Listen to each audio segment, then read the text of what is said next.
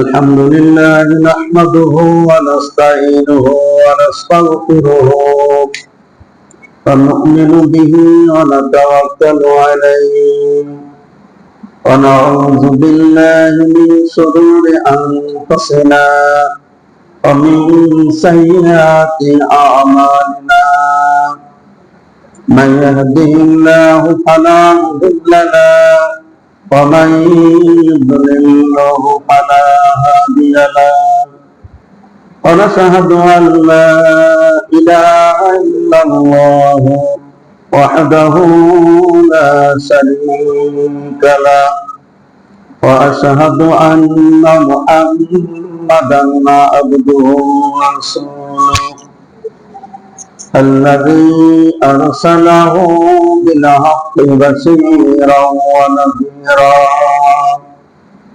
وداعيا إلى الله بإذنه وسراجا منيرا فقد قال الله تعالى في كلامه المجيد وفرقانه الحميد أعوذ بالله من الشيطان الرجيم بسم الله الرحمن الرحيم يا أيها الذين آمنوا اذكروا الله ذكرا كثيرا وسبحوه بكرة وأصيلا يا أيها الذين آمنوا صلوا عليه وسلموا تسليما اللهم صل على سيدنا ونبينا وشفيعنا وحبيبنا ومولانا محمد صلى الله عليه وعلى آله وصحابه وبارك وسلم اللهم صل على سيدنا ونبينا وشفيعنا وحبيبنا ومولانا محمد صلى الله عليه وعلى آله وصحابه وبارك وسلم উপস্থিত আল্লাহ পাকের বান্দা জনাব রাসূলুল্লাহ সাল্লাল্লাহু আলাইহি ওয়াসাল্লামের আদরের উম্মতগণ, আল্লাহ পাকের দরবারে লাখ কোটি শুকর গুজার করছি যে আল্লাহ সুবহানাহু ওয়া তাআলা এই নগরঘাটা ইউনিয়নের দক্ষিণ পাড়া শাহী মসজিদের উদ্যোগে আজকের মাসিক ইজতেমা এবং হালকায় জিকিরে আমাদের শরীক হওয়ার তৌফিক যে আল্লাহ পাক দান করছেন, এই আল্লাহ পাকের দরবারে দিল থেকে কালিমাতুল শুকর আদায় করছি আলহামদুলিল্লাহ। দরুদ ও সালাম পেশ করছি বিশ্ব মানবতার মুক্তির দিশারি শান্তির অগ্রদূত রাহমাতুল লিল আলামিন করে আল্লাহ রাব্বুল আলামিন যে নবীকে গোটা পৃথিবীবাসীর জন্য রহমত স্বরূপ প্রেরণ করলেন, সে নবীর উপরে দরুদের কণ্ঠে দরুদ পড়ি সাল্লাল্লাহু আলাইহি ওয়াসাল্লাম। আমরা দরুদ পড়েছি আমাদের নবীর উপরে, আমাদের নবী আমাদের উপরে খুশি হয়ে গেছেন, নবী আমাদের উপরে খুশি হয়ে গেছে। যখন নবীজির কোন উম্মত যখন নবীর নামে একবার দরুদ পড়ে, তখন তার উপরে 10টি রহমত আল্লাহ তাআলা নাযিল করেন, 10টি গুনাহ আল্লাহ তাআলা মাফ করে দেন। সম্মানিত উপস্থিতি, শুধু তাই নয়, যে দরুদ পড়ে তার নাম, তার পিতার নাম, তার দাদার নাম সহ মদিনার রওজায় হুজুরে পাক সাল্লাল্লাহু আলাইহি ওয়াসাল্লামের দরবারে পৌঁছায় যায়। দরুদের রসের দ্বারা যদি জবানখানাকে ভিজায় রাখা যায় তো কিয়ামতের ময়দানে আল্লাহ তাআলা তাদেরকে বিনা হিসাবে আল্লাহ পাক জান্নাত দান করবেন। হর কে বাশদ আমলে সাল্লুদান আতশে দোদ চাঁদ বল আই হাওয়া। যারা হামেশা নবীর উপরে দরুদ পড়বে দোজখের আগুন তাদের জন্য হারাম হয়ে যাবে, দোজখের আগুন তাদের জন্য হারাম হয়ে যাবে। এই দুনিয়াতে যে যাকে যত বেশি ভালোবাসে মহব্বত করে তার কথা তার নামকে বেশি বেশি স্মরণ করে, বলা ঠিক কিনা? তাই না? যে যাকে যত ভালোবাসে সে তার অনুসরণ বেশি বেশি করে। সে যেমন ছাটের চুল কাটে সেও তেমনি ছাটের চুল কাটে, সে যেমন ছাটের জামা গায়ে দেয় সে আর ছাটের জামা গায়ে দেয়, ওটা ঠিক কিনা? আপনার আমার বন্ধু, আপনার আমার নবী, বিশ্ব নবী সরওয়ারে কায়নাত রাহমাতুল আলামিন জনাব মুহাম্মদুর রাসূলুল্লাহ সাল্লাল্লাহু আলাইহি ওয়াসাল্লাম ফুরফুরাতের কান্দারি কিয়ামতের দিন নবী আপনাকে আমাকে সুপারিশ করে আল্লাহর জান্নাতে নেবে। তাহলে সেই নবী কিয়ামতের দিন আপনারা আমারে সুপারিশ করে আল্লাহর জান্নাতে নেবে, সেই নবীর অনুকরণ অনুসরণ করার দরকার আছে না নাই? আছে না ভাইরা আমার? এজন্য আল্লাহর হাবিব বলেন মান হাব্বা সুন্নতি ফাকাদ হাব্বানি ওয়া মান আহাব্বানি কানা মাই ফিল জান্নাহ। যারা আমি নবীর সুন্নাতকে যারা মহব্বত করে, যারা ভালোবাসে, কিয়ামতের ময়দানে আমি নবী তাদের সঙ্গে জান্নাতের ভিতরে থাকব। এই নবীর সুন্নাত মানলে নবীর সাথে জান্নাতে থাকা যাবে, কথা ঠিক কিনা ভাইরা আমার? শুধু তাই নয়, নবীজি হাদিস বয়ান করেছেন মান তামাসসাকা বিসুন্নতি ইনদা ফাসাদি উম্মতি ফালাহু আজরু মিয়াতিন শাহীদ। আপনার জামানায় যারা আমার সুন্নাতকে আঁকড়ে ধরবে তাদের আমলনামায় 100 শহীদের সওয়াব আল্লাহ তাআলা লিখে দেবেন। তাহলে সুন্নাত মানে লাভ না লস? লাভ আছে না? এই জন্য সুন্নাতের অনুসরণ আর সুন্নাতের অনুকরণ আমরা করব। আজকে আমরা যাদের অনুসরণ আর অনুকরণ করি কিয়ামতের ময়দানে কি তাদের একটারও খোঁজ পাওয়া যাবে? বার্তা পাওয়া যাবে? একটারও বার্তা পাওয়া যাবে না। কিন্তু আপনার আমার নবী বিশ্ব নবী মুহাম্মদ রাসূলুল্লাহ সাল্লাল্লাহু আলাইহি ওয়াসাল্লাম কিয়ামতের ময়দানে এই উম্মতের জন্য নবী পরেশান থাকবেন, কথা ঠিক কিনা ভাইরা আমার? যাই হোক, আলোচনা হচ্ছে আমার জিকিরের বয়ান, জিকিরের কথা আপনাকে বলতে হবে। এখন ইশার নামাজের আজান কত?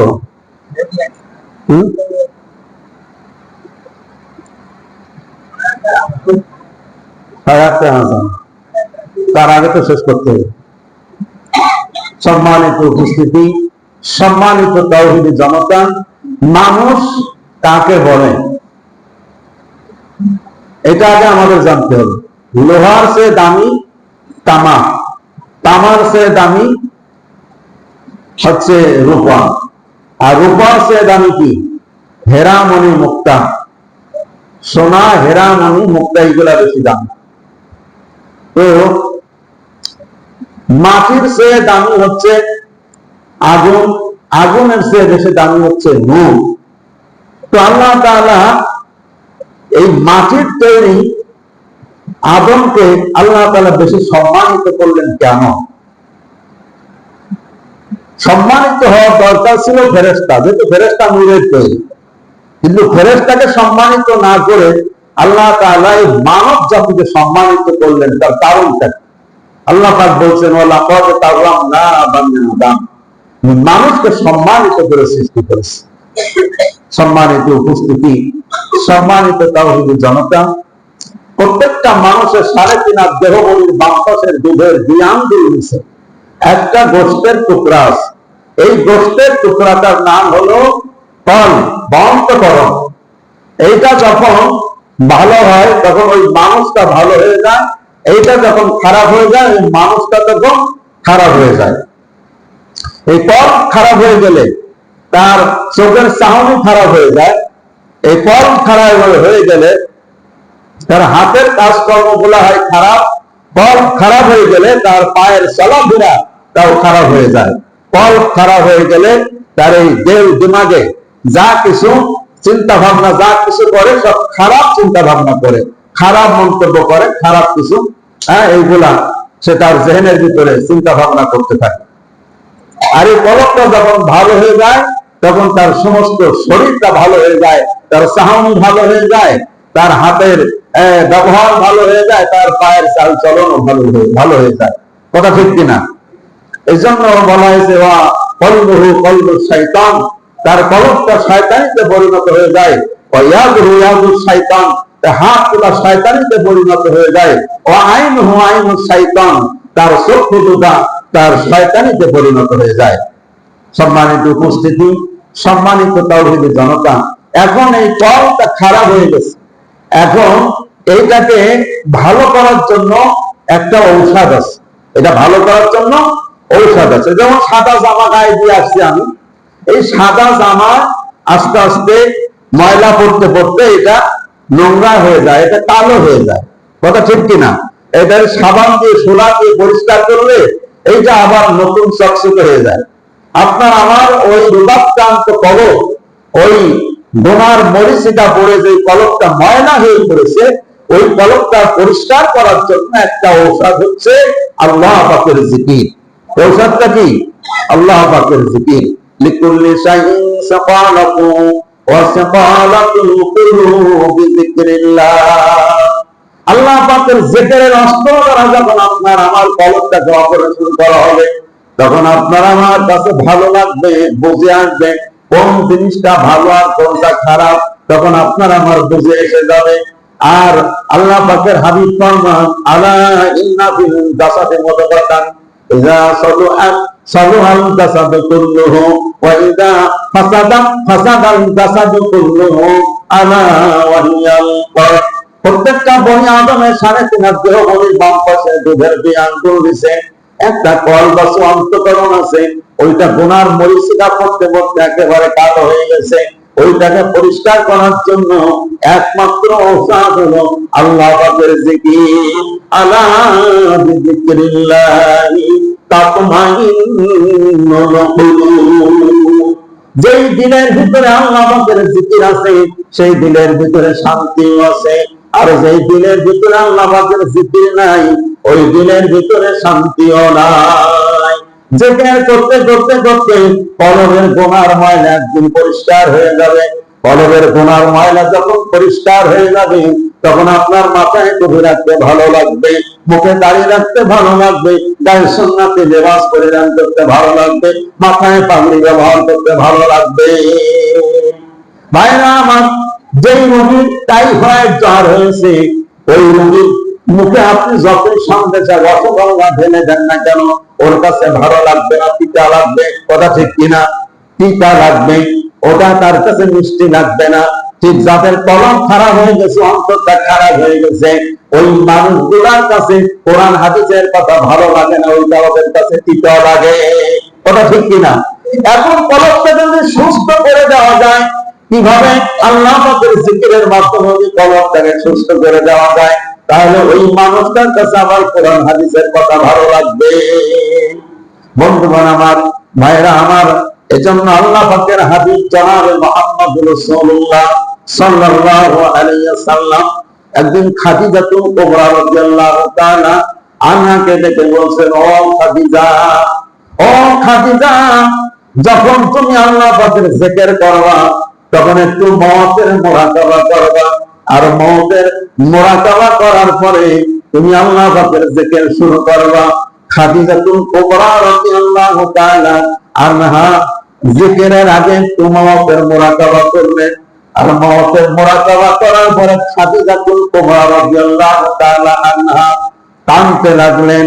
এমন কান্না শুরু করে দিলেন, কাঁদতে কাঁদতে মাটিতে গড়াগড়ি করতেছে খাদিজা, হায় হায় কাঁদতেছে। কান্না দেখে ফাতেমা রাদিয়াল্লাহু তাআলা আনহা মসজিদে নববীতে দৌড়ায় গেলেন, যে নবীজিকে ডাকতেছে, আব্বু আপনি বাড়ি আসেন, আমার মা কান্নাকাটি করতেছে। আল্লাহর হাবিব বাড়িতে আসলেন, এসে দেখে খাদিজা মাটিতে গড়াগড়ি করে আর কান্দে। আল্লাহ হাবিব বলে, খাদিজা তুমি কেন এমন করে কান্নাকাটি করতেছো? খাদিজা বলে, ইয়া রাসূলুল্লাহ, ইয়া হাবিবাল্লাহ, আমি চিন্তা করে দেখলাম যদি এখন আমার মৃত্যু হয়ে যায়, আমাকে অন্ধকার কবরে আমাকে রেখে আসা হবে, কেউ তো আমার খবর নেবে না। অন্ধকার কবরে আমার কি হবে? আমার তো কেউ খবর নেবে না। আল্লাহর হাবিব, আমি আরেকটা চিন্তা করে দেখলাম, যদি এখন আমার রোগ হয়, ব্যাধি হয়, আমাকে সুস্থ করার জন্য ডাক্তারের কাছে নিয়ে যাওয়া হবে। কোন ডাক্তারের কাছে গেলে ভালো হবে, সুস্থ হবে রোগী? কিন্তু আমার ইন্তেকালের পরে আমার অন্ধকার কবরে মাটির ঘর, যার কোনো দরজা নাই, জানালা নাই, ওই ঘরের ভিতরে যখন আমাকে রেখে আসবে, ওই ঘরের ভিতরের খবরটা আমার কেউ নেবে না। এই জন্য আমি কাঁদতেছি। আল্লাহর হাবিব বলে, খাদিজা তুমি কান্না থামা, তুমি আর কান্দো না। খাদিজা রাদিয়াল্লাহু তাআলা আনহা বলে, ইয়া রাসূলুল্লাহ, ইয়া হাবিবাল্লাহ, আমি কান্না থামাইতে পারি, তবে যদি আপনি আমার তিনটি প্রশ্নে যদি আপনি রাজি থাকেন, তাহলে আমি কান্না থামাইতে পারি। বলে, কি প্রশ্ন তোমার? বলে, এক নাম্বার কথা হলো, আমার ইন্তেকালের পরে আল্লাহর হাবিব আপনি আমার জানাজার নামাজ পড়াবেন। দুই নাম্বার হলো, আমার জামা, আমার কাফন বানাবেন আপনার জামা মোবারক দিয়ে। আর তিন নাম্বার হলো, আমার কবরের পাশে দাফনের পরে আপনি দাঁড়ায় থাকবেন যতক্ষণ পর্যন্ত মুনকার নকিরের সওয়ালের জবাব যতক্ষণ পর্যন্ত না হবে, ততক্ষণ পর্যন্ত আপনি কবরের পাশে দাঁড়ায় থাকবেন। আল্লাহর হাবিব বলছে, খাদিজা তোমার গায়ে আমার গায়ের জামা দিয়ে কাফন বানালে তোমার লাভ হবে কি, তোমার উপকার হবে কি? আল্লাহর নবীজির স্ত্রী হযরতে খাদিজা কুবরা বললেন যে, আপনার জামার একটা বরকত আছে নবী। ওই কবরের মাটি, আমি আল্লাহর হাবিবের জবান থেকে শুনেছি, কবরের মাটি চাপ মারবে, ডান পাশের মাটি বাম পাশে এমন ভাবে চাপ মারবে, ডান পাশের পাঁজর বাম পাশের পাঁজরের মধ্যে ঢুকে যাবে। আল্লাহর হাবিব আপনার জামার বরকতে কবরের মাটি আমার চাপ দেওয়ার পারবে না। নবীজি আবার প্রশ্ন করলেন, খাদিজা তোমার কবরের পাশে আমি দাঁড়ায় থাকবো কেন? বলে, কবরে মুনকার নকিরের সওয়ালের জবাব দিতে যদি ভুল হয়ে যায়, আল্লাহর হাবিব আপনি এই প্রশ্নের জবাবটা আপনি সংশোধন করে দিলেন। আল্লাহর হাবিব খাদিজার ইন্তেকালের পরে নবীজি খাদিজার কবরের পাশে দাঁড়াইলেন, জানাজার নামাজ পড়াইলেন। খাদিজারে তিনি কাফন দাফন করে ওই কবরের পাশে আল্লাহর নবী দাঁড়াইলেন। নবীজি কবরের পাশে দাঁড়ায় আছে, কিন্তু মুনকার নকির ফেরেশতা কবরে আসে না। খাদিজা কবরের ভিতরে নামানোর পরে খাদিজা মুখটা পশ্চিম দিকে ফেরায় দিতে যায়, বারবার ফেরায় দেয় নবীজি, কিন্তু মুখটা ফিরে আকাশের দিকে আসে, আবার ফেরায় দেয়, আবার আকাশের দিকে আসে।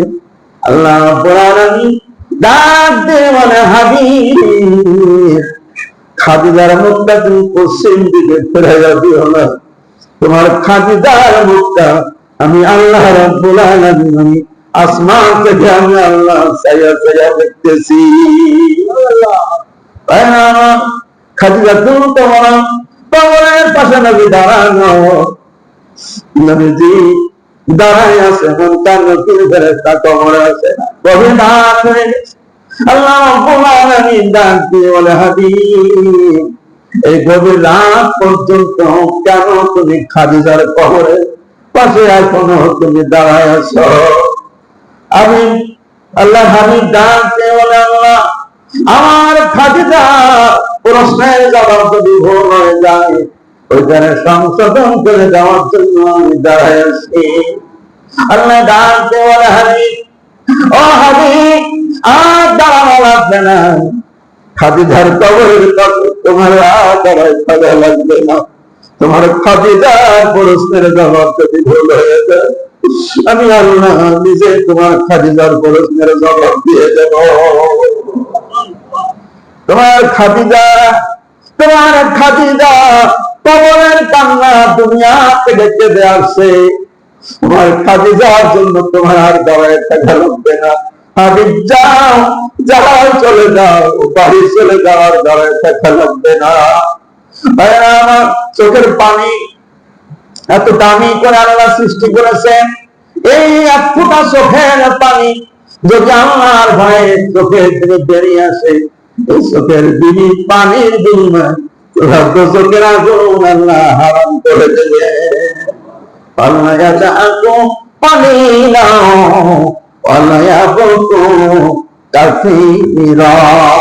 এবং কম কম করে হাসো আর বেশি বেশি করে কান্দো।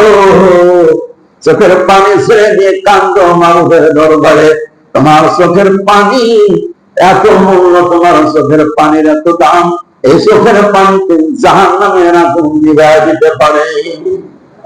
এই দুনিয়ার কোন পানি দিয়ে জাহান্নামের আগুন নিভানো যাবে না, একমাত্র চোখের পানি ছাড়া জাহান্নামের আগুন নিভানো যাবে না। দুনিয়ার ঘরে আগুন লাগলে পানি ছাড়া যেমন ঠান্ডা করা যায় না, আপনার আমার জন্য জাহান্নামের আগুন তৈরি হয়েছে। জাহান্নামের আগুন চোখের পানি ছাড়া কিন্তু ঠান্ডা করা সম্ভব হবে না। তাই কলমকে পরিষ্কার করে, কলমকে সাফ করে, এই অঞ্চলটা পরিষ্কার করে যদি কবরে যাওয়া যায়, তাহলে কবরে নাজাত পাওয়া যাবে। আর যদি এটা ময়লা কলম নিয়ে, দূষিত কলম নিয়ে যদি কবরে যাওয়া হয়, তাহলে কবরে কিন্তু আপনার আমার কিন্তু রক্ষা নাই। আল্লাহ রাব্বি বলে ওয়াদা আফলাহা মান যাক্কাহা ওয়া ক্বাদ খাবা মান দাসাহা। যে ব্যক্তি তার আত্মা বা কবরকে পবিত্র করে শুদ্ধ করে আমি মাওলার দরবারে আসতে পারবি, সেই একমাত্র মাওলার দরবারে মুক্তি পাবে। আর যারা অপবিত্র কলম নিয়ে আসবে তারা মুক্তি পাবে না।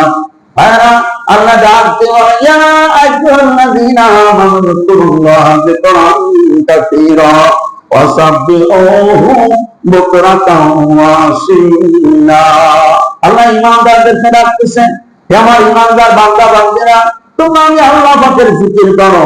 আমানু যকুরুল্লাহ, আমি আল্লাহর জিকির করো। যিকরান কাসীরা, বেশি বেশি করে আমি আল্লাহর জিকির করো।